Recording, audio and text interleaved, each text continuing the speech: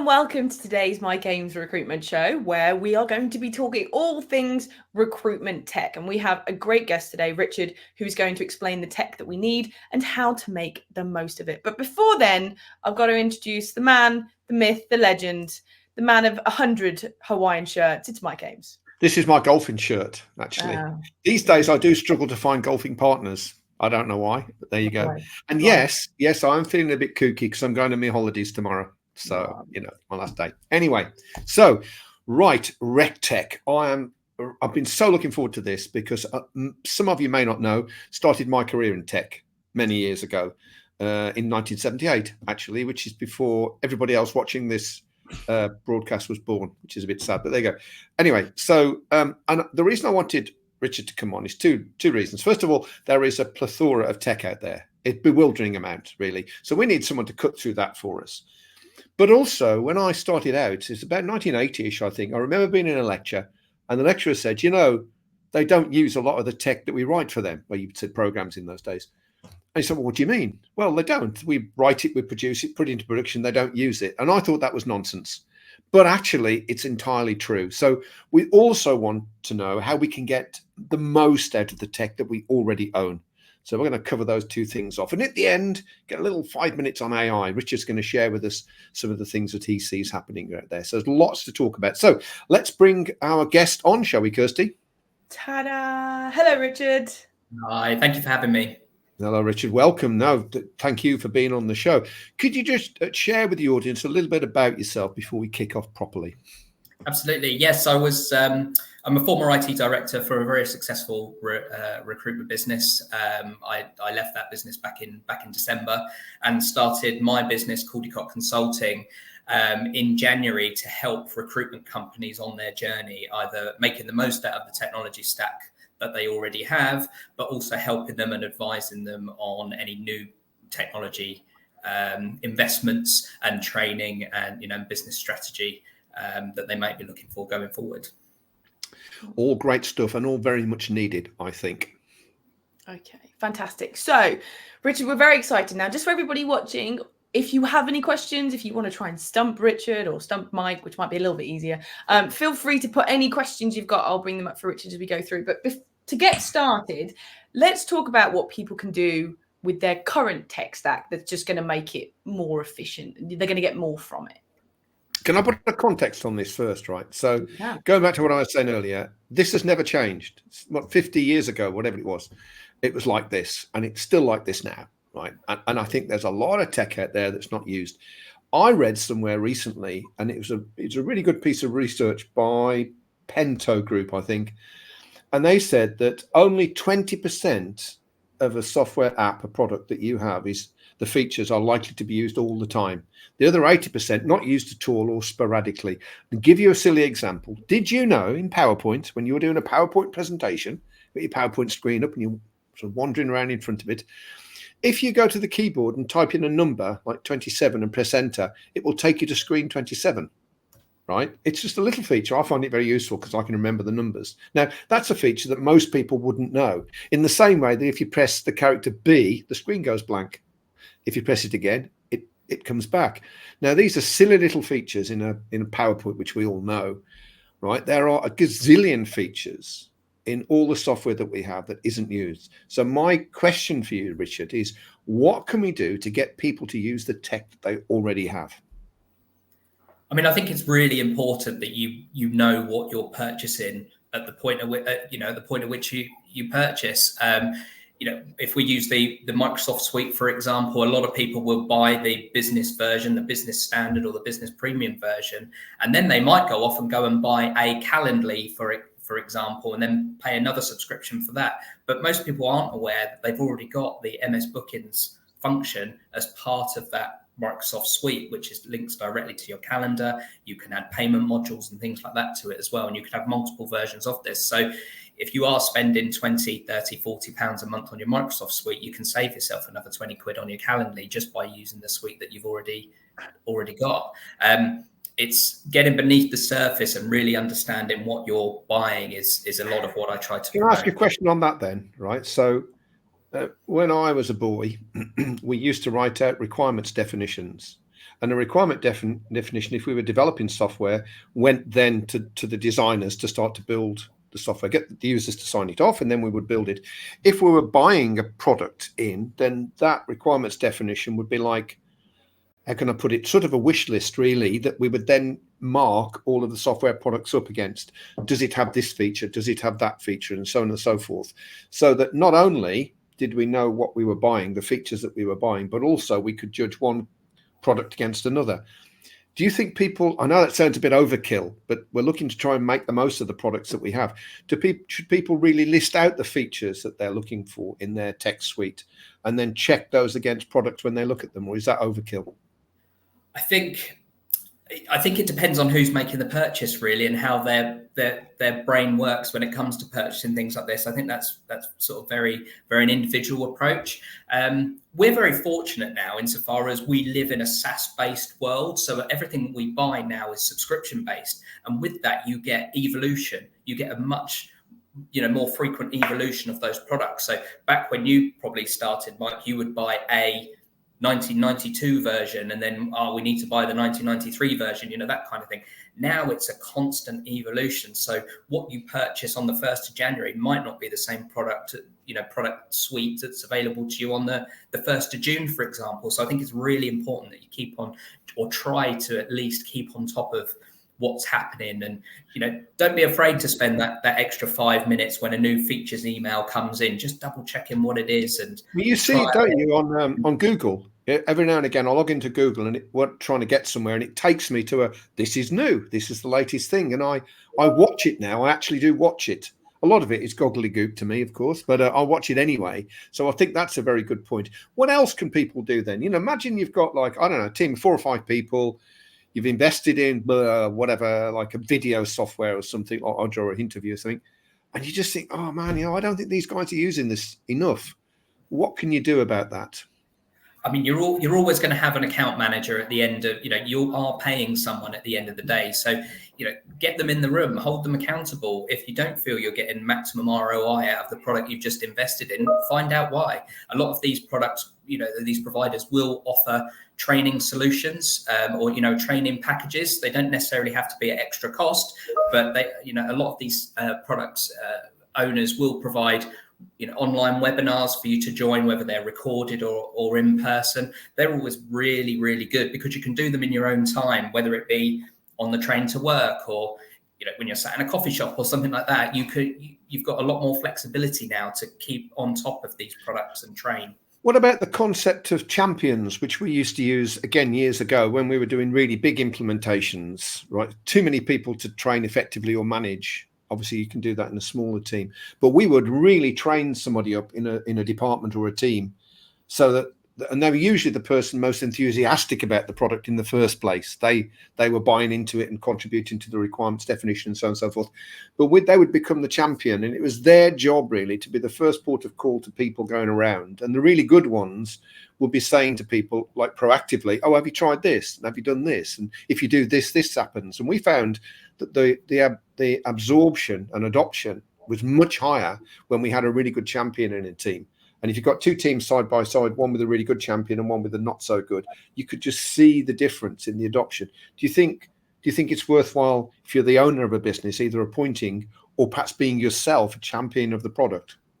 I completely agree. I think champions can come in different formats. I think champions can be people that that are going to adopt the product very well or the new process very well. But at the same time, I always look for those people within the businesses that I work with, those that are perhaps most influential. They might be a top biller, or they might be really well liked, or they could sit anywhere within the organization. They could be probably the most junior person on the floor, but they also could be someone quite senior. And understanding and picking out those right people and involving them in the process, I think, is always really important. And not just from the point at which you've deployed it, getting them part of the buying process and the scoping process as well, and take them on that journey with you. Yeah, I think that buying piece is really important. I can see Kirsty's getting a bit jittery now for time, but I want to just make this point as well. We always think it's important to celebrate successes. In other words, if someone sees that someone is using the product properly and suddenly their capabilities are amplified, they're getting better results, then often we don't publicize that enough. We don't make a big deal out of it. But if other people see that, no, actually, if I do use that product in that way, I could get that result as well. Do you think there's some merit around that? Completely. I think with recruitment and the markets as they are, any small little positive that you can bring, whether it be revenue, whether it be activity, or suddenly my meetings, my business development meetings have increased by 10%, celebrate it, make a big thing of it. You don't necessarily have to attribute a prize to it, but everyone loves an email to go around to tell everyone else how good they are. So, bang the drum as much as you can. Yeah, Mike, rub it into Pete that I'm the best one. That's what we'd like. Right. Okay. So the way that we now are going to talk about kind of tech in itself, like things that people could potentially add to their tech stack. Now, obviously, tech's a huge, big subject. So what we've done, and we've spoken to Richard and we've agreed, what we're going to do is we're going to try and group the tech together so that we can sort of talk about a tech for a bit and then move on. So, Mike, do you want to start with our first tech group? Yeah, I do, as a matter of fact, because I think it's the one that everybody has got, and if they haven't got it, they should get. And weirdly, we see this quite a bit. It's the one that they've got one version of it, and then they think another version is better. The green grass. I'll swap to this now. CRM and ATS. Now, technically, they could be separate, I know, but we're kind of lumping them together, aren't we? So, what's your take on CRM/ATS? I think it's really important to always look to the future and really understand where you want to take your business. What I try to do is I always try and advise from a business first approach. It's not the shiniest thing that exists on the shelves at the moment. Where do you want to take your business? Are you going to be multi-currency? Are you going to be multiple geography? Are you going to be broadening your markets with contract and temp and statement of work and all of that fun stuff, and just making sure that what you have in mind for your business can be accommodated for what you buy today. And I think just as long as you keep that in mind, then you're more likely to succeed and not have to hop from ATS to ATS. It's right to say, though, that certain ATSs are in certain brackets of a recruitment firm. So I used to own a CRM system called Mercury, weirdly. Mercury XRM. And when we developed that, it was a huge amount of money to create it. And it was clearly aimed at big firms, right? I mean, a lot of functionality in it, massively so. It's a Microsoft accelerator product. But you wouldn't buy that if you've got 5 users or 10 users, because they wouldn't sell it to you, quite frankly, because it's not worth their while.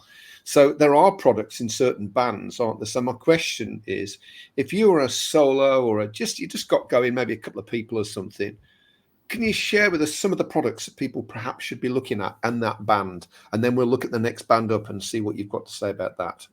So what's really interesting, and we touched on this earlier, is because we become in a more SaaS-based world, the flexibility, you almost don't get those bins anymore. There are products that are more suited to a smaller business, and you've got those that are more suited to an enterprise business, but you can pretty much go out and buy what you want. And like I say, just as long as it suits your business model and your business type, then you can, then you have that flexibility.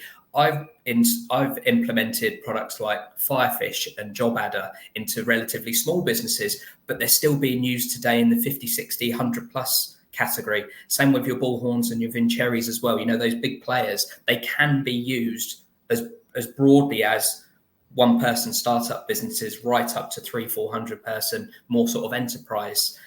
Now, just as long as you've got that bits and you've got good process and good functionality in between, and you're utilizing that's a really interesting point there, isn't it? Because we always said technology is never the solution; it's part of the solution.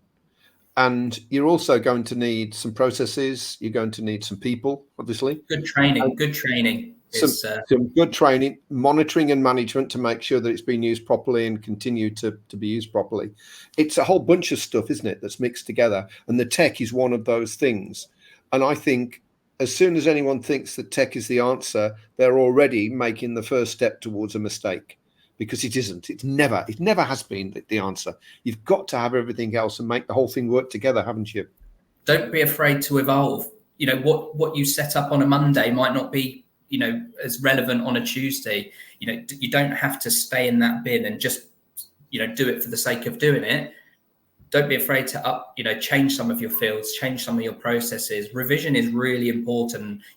As any business grows or as any business change direction, your technology and anything that you've invested in must go with you as well. Mm-hmm. Yeah. Now, okay. So, I have had a question come in, and I know that this kind of question is going to come in. So I'm going to ask this of you now, Richard, because I know what your answer is going to be. You can take the fifth.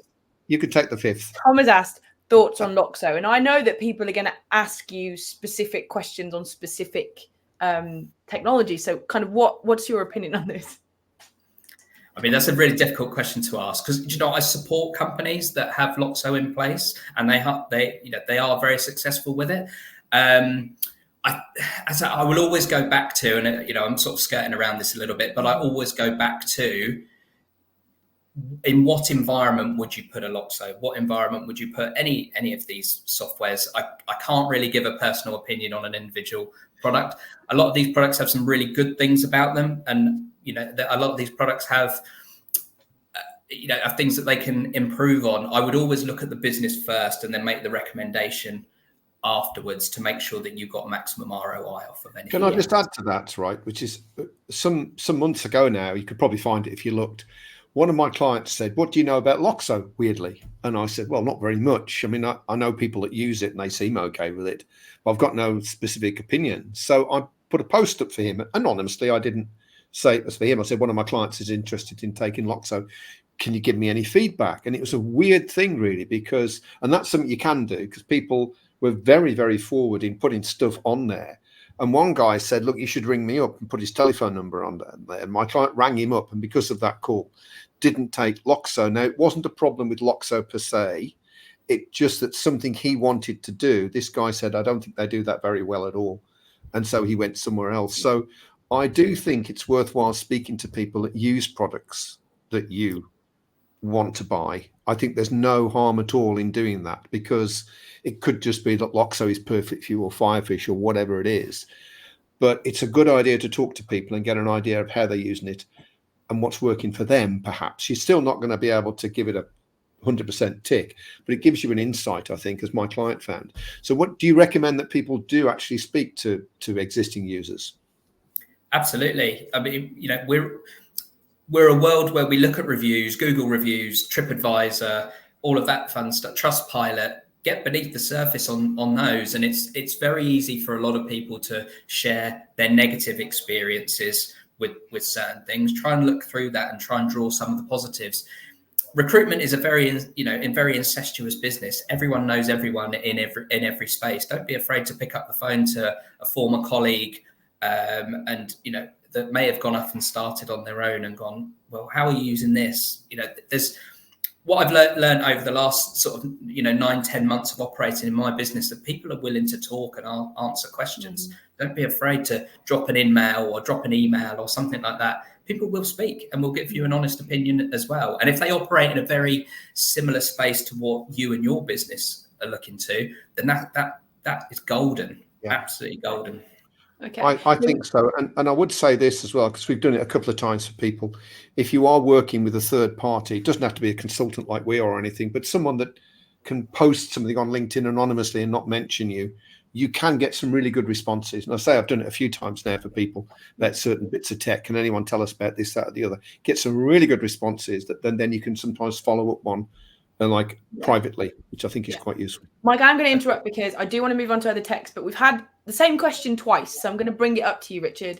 So Gavin has said, with 50% of agencies in the UK being solo startups, how important is having an ATS in your eyes? And Claire has also said she's been a recruiter for 10 years without an ATS, so she's open to exploring it. But, kind of what are the benefits here? So it's a kind of similar question. I think, in Claire's example, it doesn't sound like she's looking to grow beyond just her. So providing she's operating as efficiently as possible, then that's great. I would just stress that, we live in a world of GDPR and legislation and ICO and everything like that. So just make sure that wherever you're storing your data is as secure as it can be. If you are just operating on a single laptop that doesn't have decent security, encryption, that kind of thing, and God forbid you lose that laptop, then you do find yourself in a very sticky situation. Equally, on those guys that are just starting up, I think an ATS is really important for those reasons alone, the security and that continuity as well. You might find that your business skyrockets in 6 months, and then suddenly you're scrabbling around trying to put something together in order to accommodate for your new employee that might not be sat in an office next to you. They could be over the other side of the country. You want to give them access to a system that's efficient and effective. Or if you're using offshore resources, which a lot of people do, that offshore resources, that's become a very natural way to grow your business at the bottom end, where ATSs would be very useful, I think. Okay. Yeah. I want to move on to the next technology now, Mike. So kind of quickly, do you want to intro this? We're going to talk about... I've got no idea what we said the next one was. Well, fair enough. The next one, let's talk about outreach, because I know a lot of people utilize outreach technology. So Richard, do you just want to kind of explain what that entails and sort of give us a little bit on that? Business development and outreach is probably one of the most challenging things you will ever have to do as a recruiter. Getting in new business is really difficult, and we look at different ways, aside from picking up the phone and phone bashing, to get in touch with people. There's lots of fantastic tools out there at the moment, but finding the right one is is challenging. Some of them can be very much overkill and spam emails and messages and things like that to people, but that can have a negative, that can have an adverse effect on your business. So whenever you are looking at any of these products, everything in moderation, make sure it is as targeted as possible. Spray and pray, I'm afraid, will not work for you.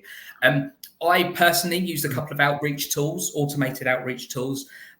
One's a startup business, a very new business this year. They started around the same time as me, so I've almost felt that I've been on a bit of a journey with them. That's a product called BotDog, very new to market, very solid. And that helps me with my LinkedIn connections, because, as I said, up until December, I was an IT director, so I was the one being sold to.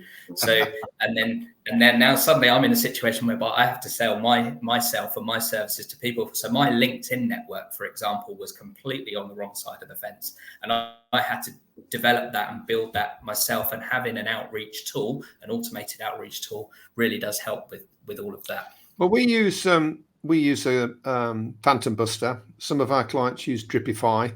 Mm-hmm. Yeah. We've just taken on HubSpot now, which is, we're just in the process of implementing that. Pete's up to his elbows in it, isn't he, at the moment?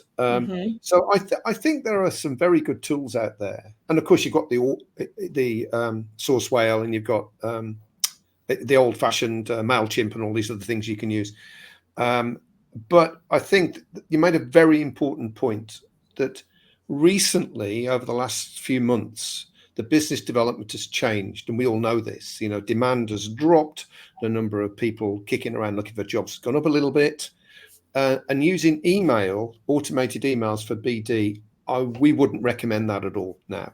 For starters, there's a good chance it will damage your online reputation, which is a real thing that the email service providers and internet service providers maintain to try and weed out spammers, basically. And don't forget, if you're sending people emails that they don't want, you are a spammer by definition, right? Just so as you know.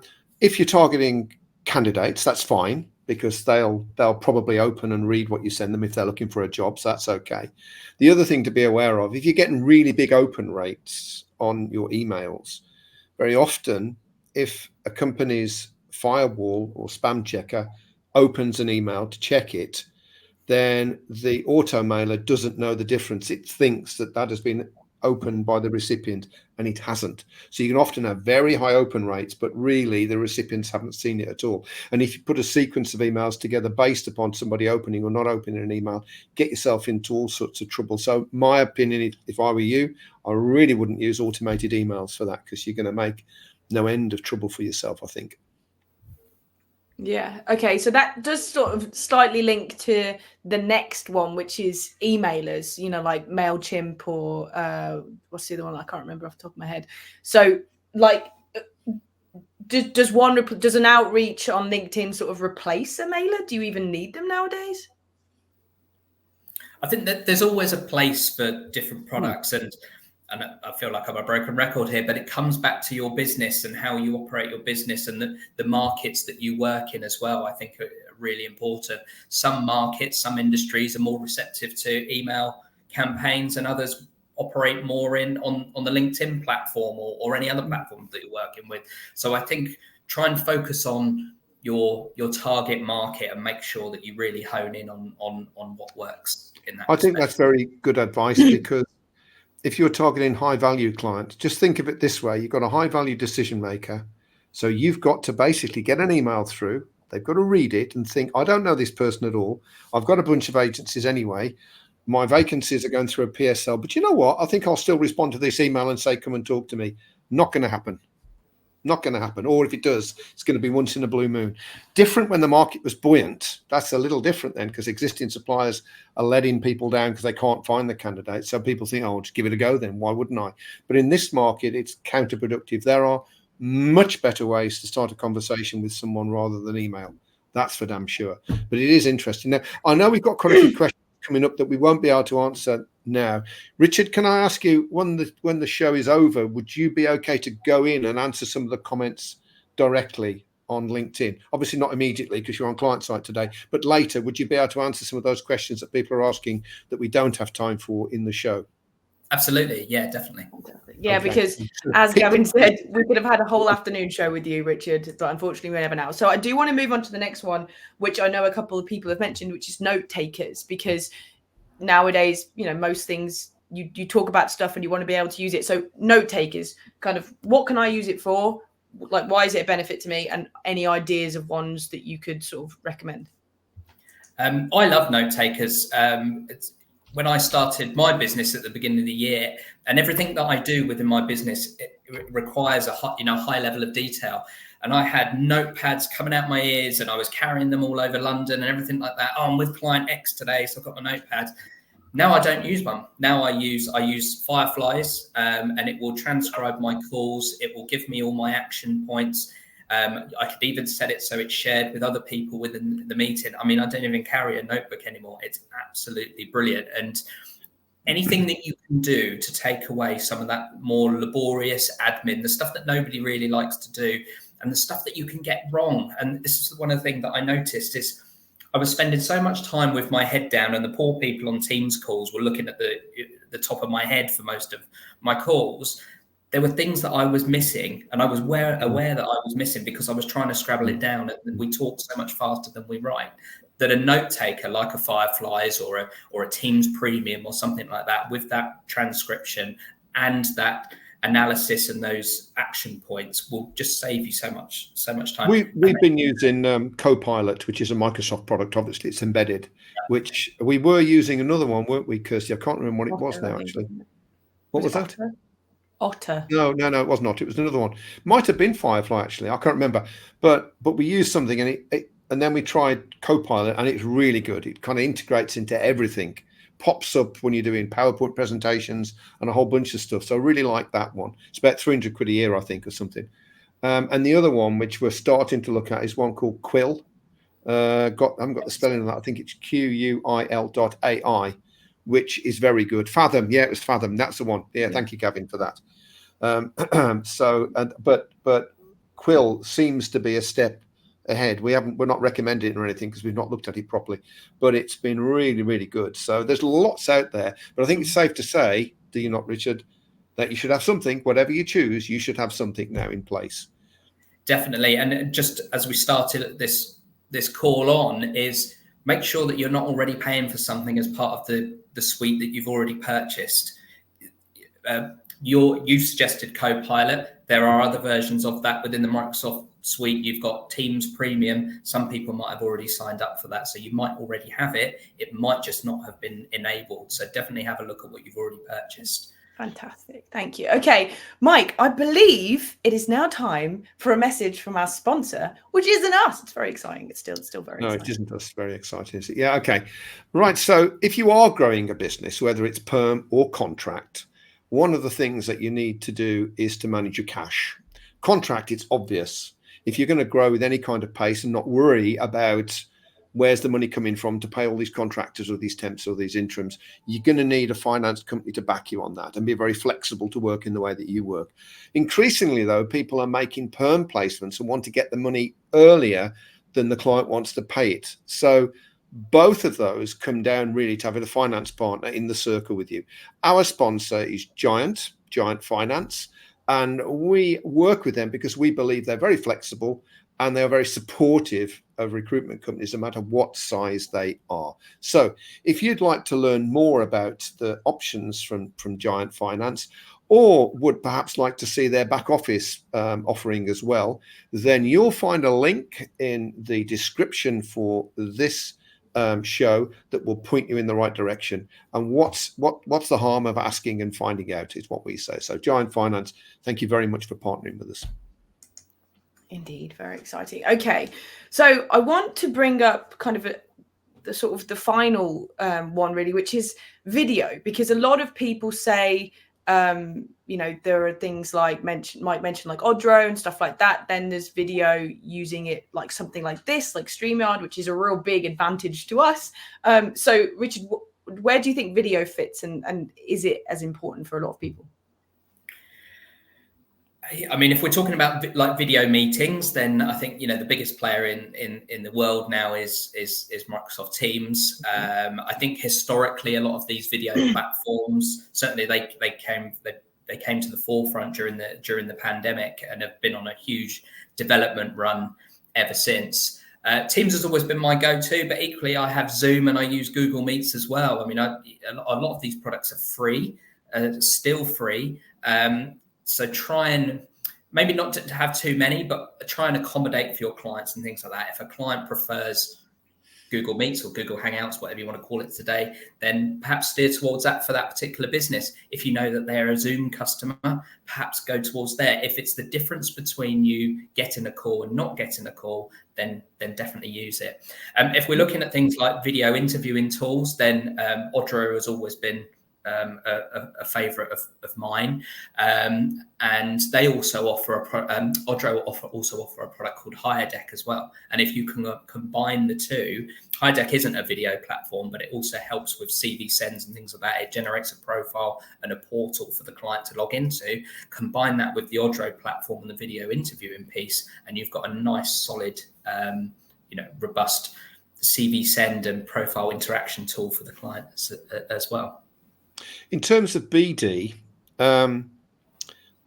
we've used a number of different things, right, to be able to record a bespoke video and send it to someone and know when they've watched it. But I discovered recently, and Pete's been using this for ages, you can do that in Zoom. It just comes with Zoom. You can record a little, I think it's a short. Is it, Richard, a short or a clip or something? I can't remember what it's called. Yeah, it's really popular on LinkedIn as well. LinkedIn InMails via video. The traction that I've seen a lot of people get from your bog standard, hi, I'm Rich InMail, a little video seems to be gets a lot better traction. And I mean, I've had ones where people are sat in their cars, just hi, Rich, here's a message. I'm not quite there yet personally, but if you use Zoom, one of the big things with sending a video message is to know if it's been watched.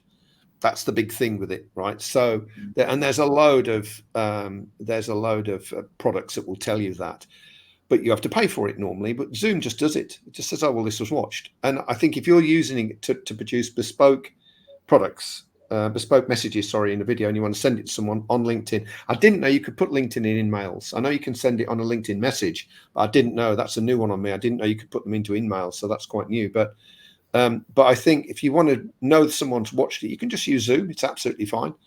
But for producing videos of slightly more promo-y or more, what's the word? If you want to educate, produce little micro courses or whatever, then I would recommend StreamYard. The product that we're actually using there. It's absolutely brilliant, isn't it? It's not very expensive. It's really easy to use. It even has its own editor kind of mixed in, so you don't have to pay for like Adobe. Like Richard said, it's got all the functionality in it. You can make shorts from it if you want to use like video on like YouTube Shorts or on Instagram or something like that. And it's not that expensive at all. I think there's 3 different levels, and you can get it the first paid level, I think. But yeah, I mean, for live events, which we get a lot from, like this, StreamYard's an absolute no-brainer. And like, I think we buried it in the first 5 minutes of this show. We buried the cost of it. So fantastic. Okay, now I do want to talk about AI, because I know that everybody's interested in it. First, Richard, I've got a little question. I think Neo's can you just bring Neo as a question next time? I'd like, this is something we didn't touch on really, but finding data about people. Neo has put emails, and you can use things like hunter.io for emails. It's very good and it's free, I think, the last time I looked. But things like telephone numbers, mobile numbers, we all want them now, don't we? Because people aren't in the office as much as they were. And some companies don't have a switchboard number, right? So how are you supposed to ring them? So what kind of take have you got on this? And I kind of think I know what you're going to say on this, but I'm still going to ask the question. What are the best products to use to find out information about targets, particularly people that you're trying to do BD with, or candidates that you want to reach? Do you know what? Interestingly, second to what ATS should I use, Rich? Email and telephone number finders is a very close second. I always advise make sure that you operate within the realms of GDPR. There are products out there that will literally go and scrape any old database from any old website and just produce a number for you. I would always just try and be as cautious as possible, because at some point someone's going to ask, where did you get my number? And then you're going to have to go through a process. And if you get someone that's not very happy that you've found a number on a super secret website somewhere, then it could land you in hot water. So products like Cognizant, which is more of a premium product, have the verification piece as well. They also advise if a number's been marked as do not contact as well. So that also helps making sure that you stay as legitimate as possible. If you don't quite have the budget for a Cognizant, then they've got a baby sister, Casper, which is really nice. Casper's Kaspr. That I'm a big fan of, but then everyone goes to products like Apollo and Lusher and stuff like and products like that. But yeah, I'm a big fan of the Cognizant product at the moment. Their rate of development is massive, and they integrate with a lot of ATS providers as well. So it is a single-click export. What sort of price would somebody be looking to pay? What sort of cost would a regular 2-3 people in an organization? What would they be paying roughly for Cognizant? Because I've heard of Cognizant's at the top of the heap when it comes to this kind of data. Cognizant, there's typically a platform fee of around £9,000, and then it's £1,000 per user for the year.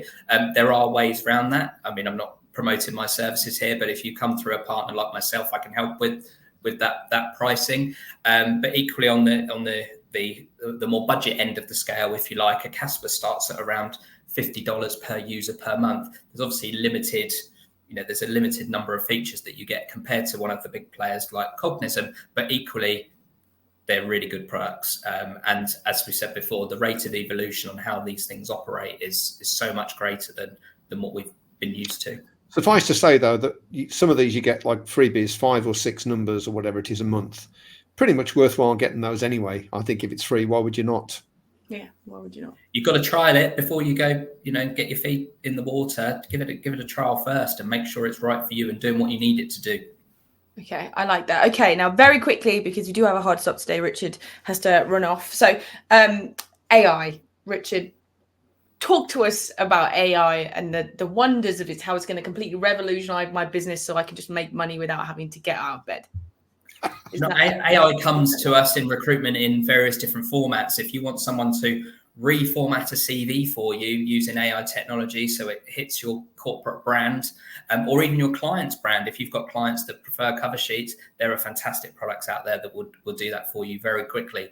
In addition to that, if you want someone to write a profile for you for a candidate, and even generate the email that attaches to it, I mean, it's almost zero touch now. Stick a CV in one end and out the other end comes a beautifully crafted CV in your branding with an email to accompany it. That used to take 30, 45 minutes for some of these more complex CVs. Now it's done in seconds, and you can do it en masse as well. So you can spend more time on your business development, or you can do more time on your candidate sourcing.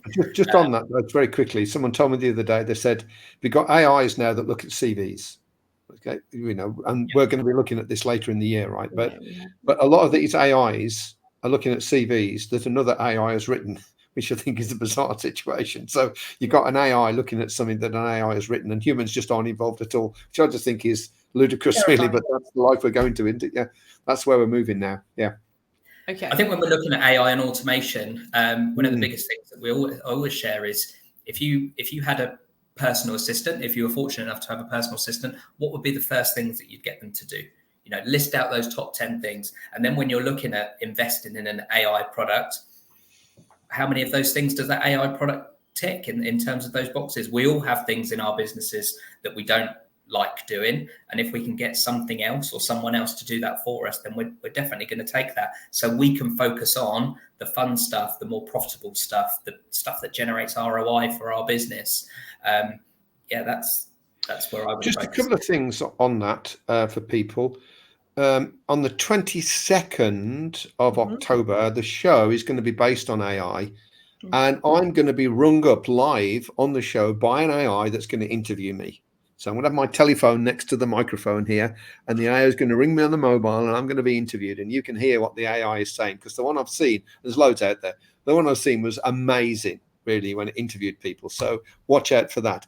And in December, we're having an AI conference. So no announcement on that as yet, other than just to say we are having one. So, and that's an in-person thing. That's going to be an event, right, a full day. So keep an eye out for those. And if you're interested, you want to be kept on the tell us list, just drop me an email or put a comment in there, and we'll make sure that we inform you when those things are happening. Because damn, AI is here to stay, isn't it, really? And it's I'm definitely joining that. I want to see how that goes.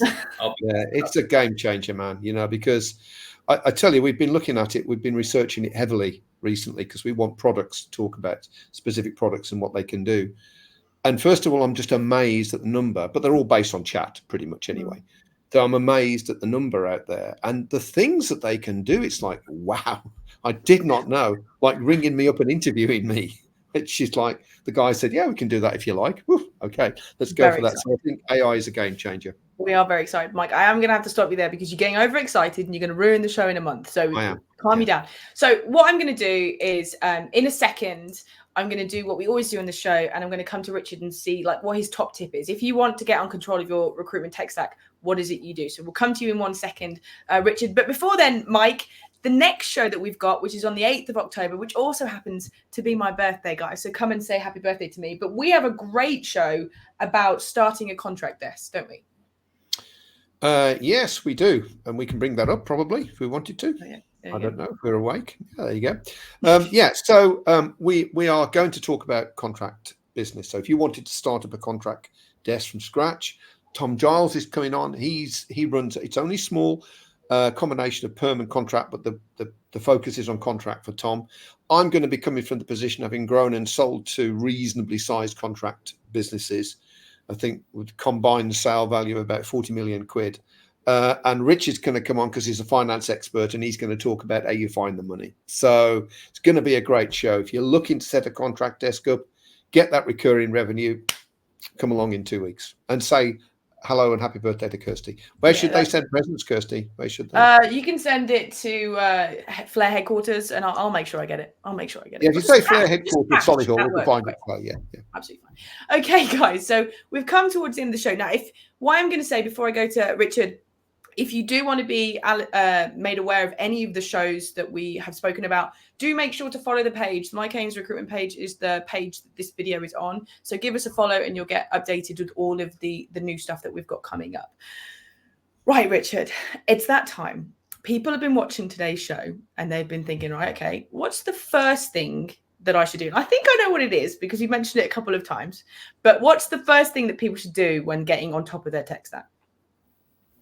Fully understand what your requirement is and make sure that it is a business first approach and not because someone's told you that this shiny thing will change your life. Make sure that it will actually change your life by fully assessing it before you then make the investment.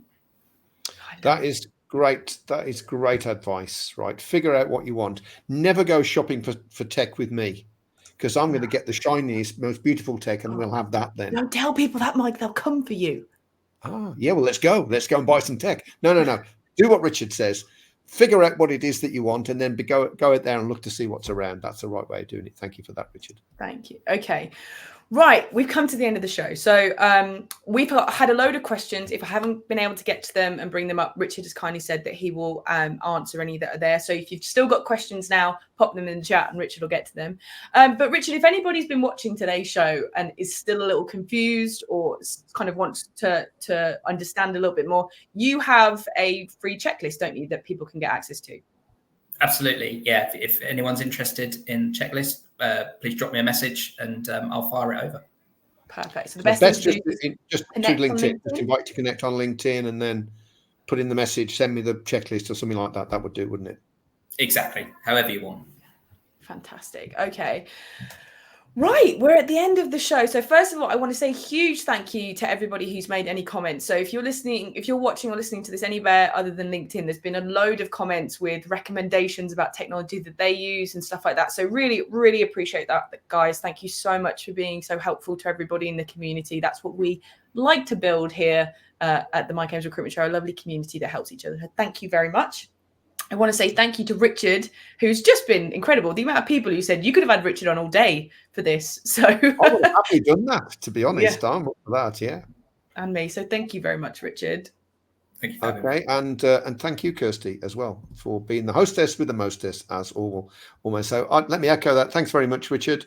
An absolute pleasure to have you on the show today. It's been brilliant. Loved every damn minute of it.